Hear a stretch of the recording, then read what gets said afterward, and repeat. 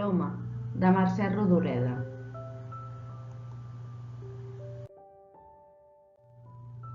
Va besar-lo amb una mena de desesperació. Robert la va abraçar molt fort. «Tinc por d'estimar-te, l'home». Després d'aquella nit va ser com una bogeria. Mai no hauria imaginat que algú pogués estimar-la tant.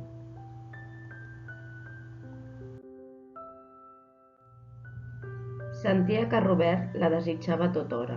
Hauria passat hores abraçant-la, besant-la, acariciant-la sota de la roba prima, com si la vida se'ls hagués d'acabar aviat.